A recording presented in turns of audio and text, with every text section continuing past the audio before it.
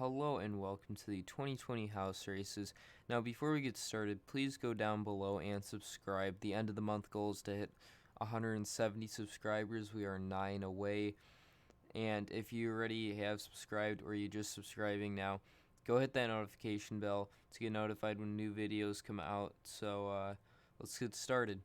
So I'm using 270 to Win's Cook Political Prediction, giving Democrats 218 seats, which already gives them the power of the House of Representatives, to the Republicans 193.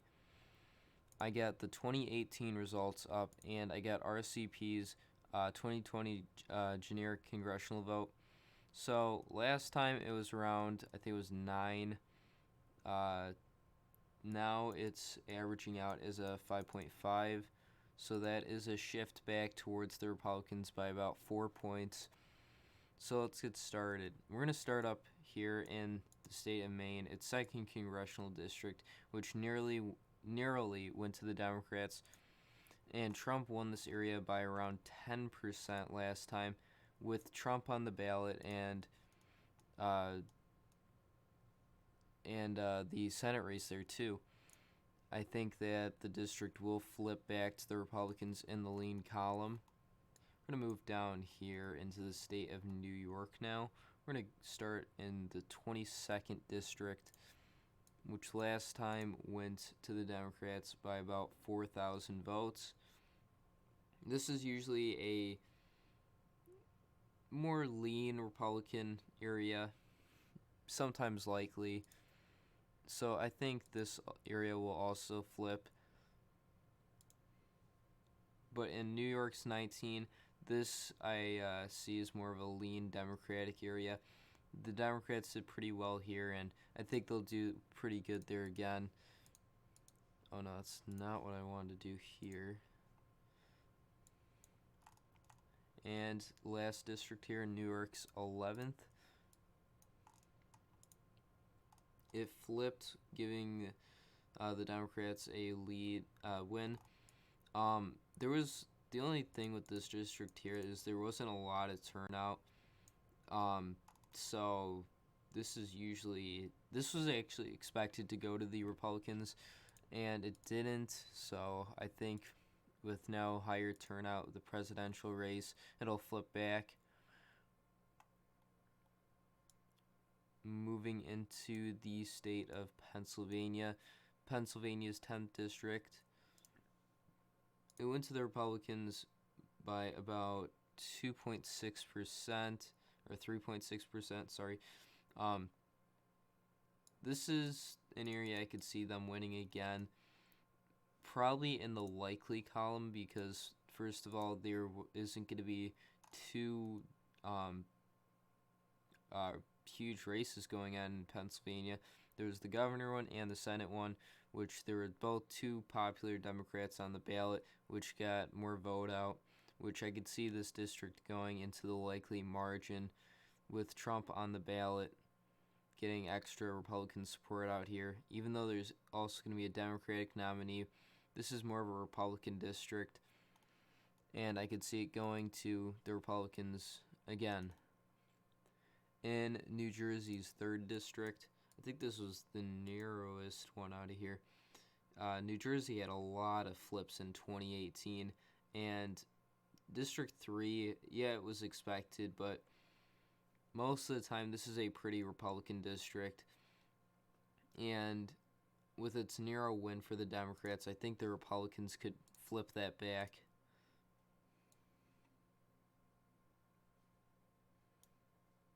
Now going into Virginia. We're going to start in Virginia's 2nd district.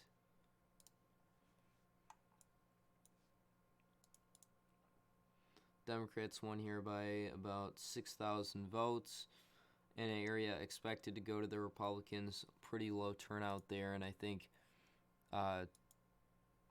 with the higher turnout with the presidential race, Republicans will flip the district back. And going into West Virginia's 7th district, this went to the Democrats by about 7,000 votes. Richmond, which is a very Democratic area, having a lot of its people being able to vote in Virginia's 7th, becoming even more Democratic just for that reason. I think that this district will go to the Democrats again. Yeah, we'll go into South Carolina. South Carolina's first district, I was not expecting this to flip. I was thinking that the Republicans were definitely going to be holding this area, the first district. And yeah, I could definitely see this flipping back. This is not was expected. It's a pretty Republican district, probably even likely, but I'm just gonna put in the lean because it is got Charleston suburbs in it and part of Charleston, so it's gonna have that extra Democratic vote there.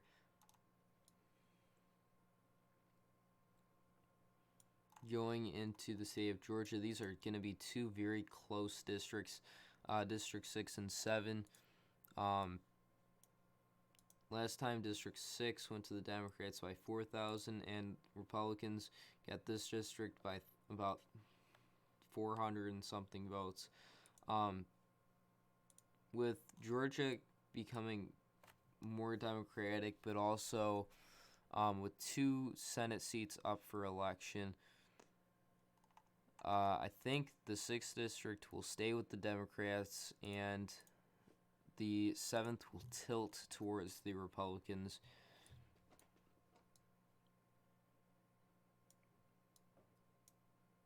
We're going to go up into the state of Michigan, starting in Michigan's 8th district, a area that went pretty largely to Trump. I think it was about 8% actually. Last time Democrats flipping it by about 3%, 4%. This is an area I could see the Republicans winning back. And with Michigan's 3rd district, Justin Amash, which is one of the few Republicans that actually support impeachment and now is flipped to an independent. If there's a Republican that is strong enough, could flip this district for sure. First of all, Michigan, well, this part of Michigan usually has a pretty good Trump support over here and Republican support in general. And for a Republican that flipped independent to go against the president is not a good sign for him. So I think a Republican could flip that district from Justin Amash. Moving into Illinois. Illinois' 13th district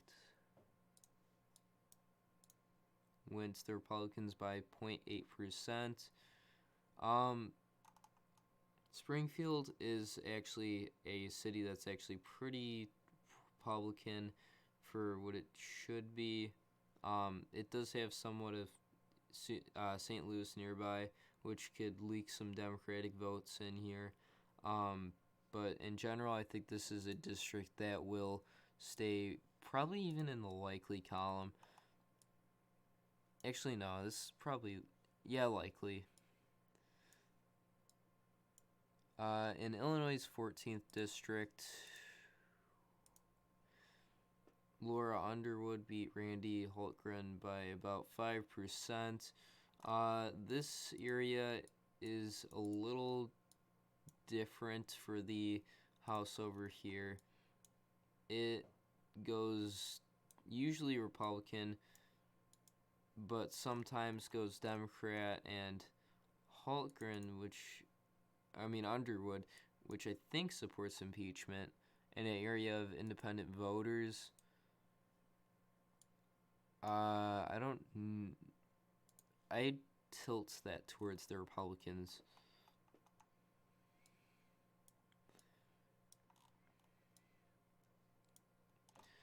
Let's go into the state of Minnesota and their 7th district. Democrats winning it by roughly, 12,000 votes.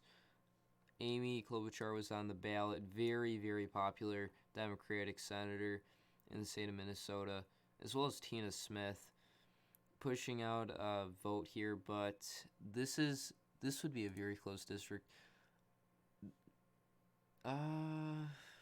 Whew.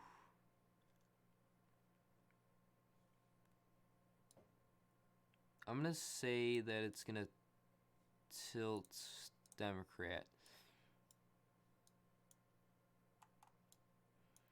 Iowa's 1st district,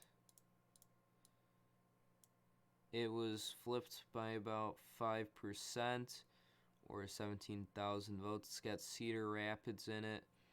I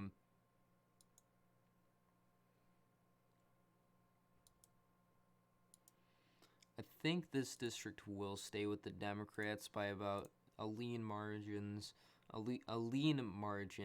In Iowa's 3rd district, this narrowly flipped to the Democrats by about 8,000 votes. This is a pretty Republican area, and I think it'll go for the Republicans this time instead of 2018.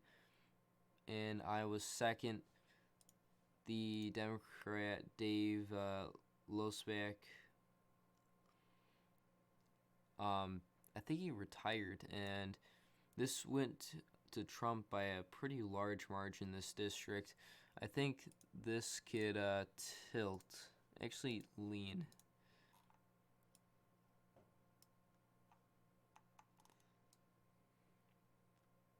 Moving into Oklahoma's 5th. This was another district I was not expecting to flip, and it did. This was Oklahoma in general in 2016, every single district went to Donald Trump, even Oklahoma City, by about 10 points. And this is an area that there's a lot of Trump supporters. Trump won the state by about 70-something%. And this is a district that will definitely flip back. This is a definite seat flip there. Moving into Texas, already Texas 23rd district flipping to the Democrats after the Republican retired there. In Texas 22nd district, Republicans won it by about 5 percentage points, and yeah, I could see it trending more to the Democrats. But there's a Senate seat up for election, even though Ted Cruz didn't do too well. This is a lesser known but more popular senator than him, and I don't think Beto O'Rourke will face off with him, and that'll boost Republican turnout in the state of Texas, which will give the Republicans District 22. But in District 24, I don't remember what the results were here. It was very close, 3% difference. Now, this is a district where I could see really going either way, and just because of my point before, the Republican senator, I think John Cornyn, is it? I don't remember. Or is that the governor? But yeah, this is a district I think be closer than 22nd, but still going towards the Republicans. In New Mexico's 2nd district, it flipped to the Democrats by about 1.8%, or about 3,000 votes. And this is a district I could definitely see turning back. This is an area that is Republican in the state of New Mexico, and it was a big surprise to me that it did flip, with Republican momentum back in the House. Well, Democrat too, but 2018 was their year, and with the 2020 election on the horizon, it'll give both parties high turnout, which I think New Mexico's 2nd will flip back to the Republicans. Moving into Utah's 4th district, This was a very close race. It was um, 700 votes between the two of them, and this is another district I kind of saw it going to the Democrats, but also not. This is a district that'll definitely be one, even though Trump isn't very popular in Utah. Democrats aren't either, and I think if they find the right Republican, they'll flip the district. Is that all the districts? Yeah.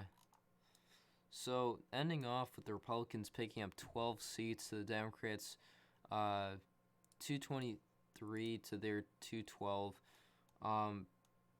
Thank you for watching. Please go down, subscribe, like the video, comment any suggestions, hit the notification bell to get notified, and bye.